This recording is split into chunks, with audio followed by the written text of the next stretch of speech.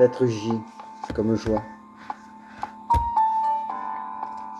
Concept spinoziste, concept de joie et de vie. Évitons les passions tristes. Et vivons avec la joie. Pour être au sommet de notre puissance, ça revient à dire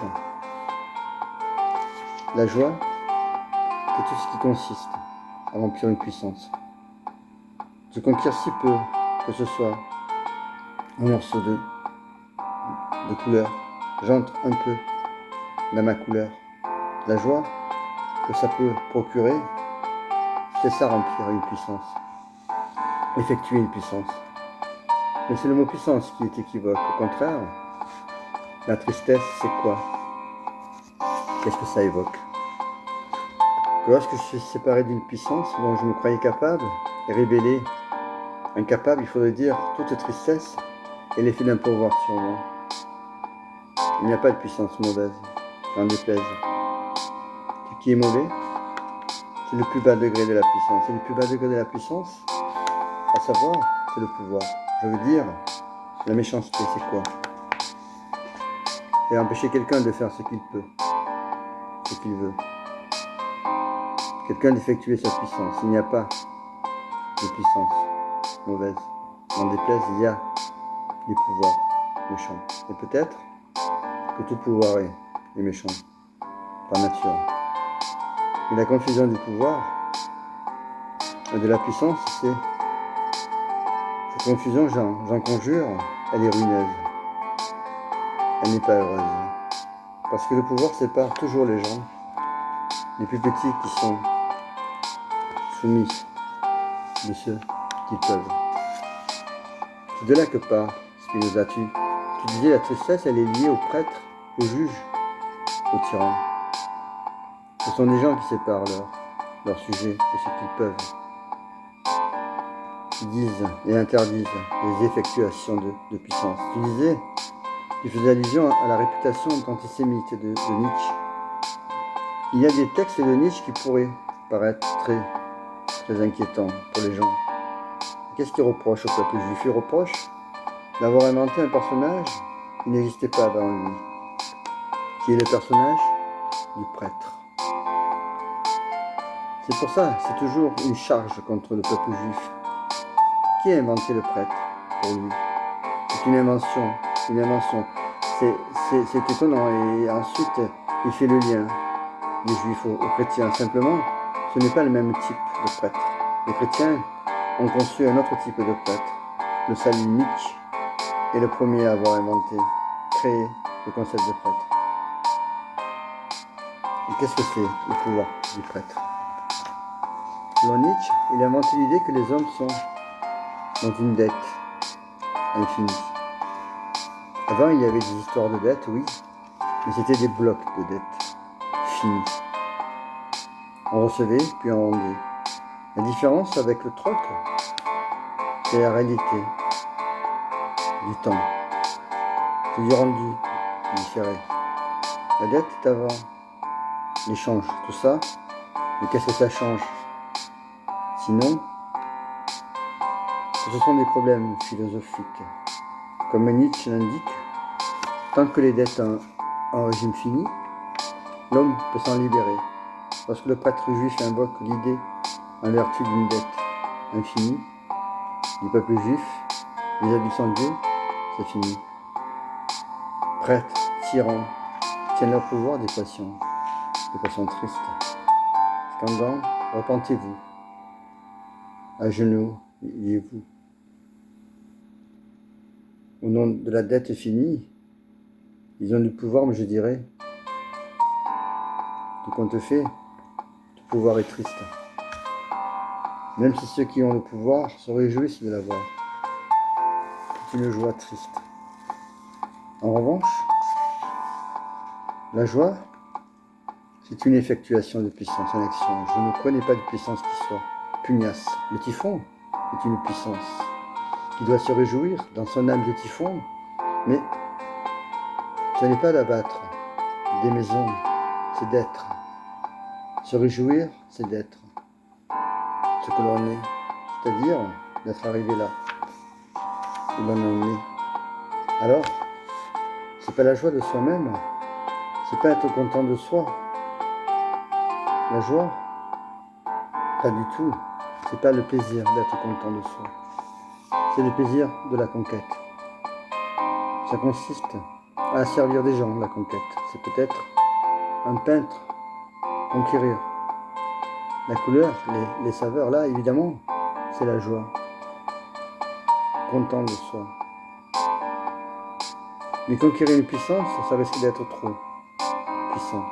Pour la personne même. Van Gogh même craquera. Alors évidemment, pourquoi moi je me plains, qui échappe à la dette infinie, grand défenseur, le sauveur de la plainte et de l'élégie, source de la poésie. Oui, c'est la grande plainte. Il y a la plainte du prophète, et le prophète, c'est celui qui se plaint. Pourquoi Dieu m'a-t-il choisi? Qu'est-ce que j'ai fait pour être choisi par Dieu? En fait, c'est le contraire du prêtre. Le peintre se plaint de ce qui lui arrive. Ça veut dire, c'est trop grand pour moi. Ce qui m'arrive, c'est trop grand pour moi. Mais celui qui se plaint ne sait pas toujours ce qu'il veut. On peut parler d'élégie. C'est quoi l'élégie? C'est l'expression de celui qui n'a plus de statut. Un SDF dans la rue, la nuit. Un type sur les galères se plaint, se désespère. C'est pas du tout la tristesse. La détresse, c'est la revendication. Il y a une adoration quand on se plaint. C'est comme une prière. Les complaintes populaires, la plainte de l'hypochondriaque, d'un paranoïaque. Pourquoi ai-je un foie? Pourquoi ai-je une rate qui gâte? Pourquoi ça me fait mal? Pourquoi j'ai un poumon bon? Enfin, c'est sublime la plainte, la plainte populaire, la complainte de l'assassin qui est chantée jusqu'au matin par un peuple déjà chanté. Je dis, ce sont des esprits sociaux, des clodos, les vieux, qui sont en lieu de plainte.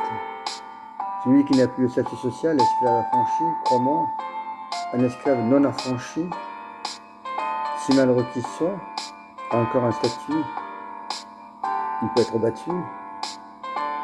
Tout ce qu'on veut, il a quand même un statut social.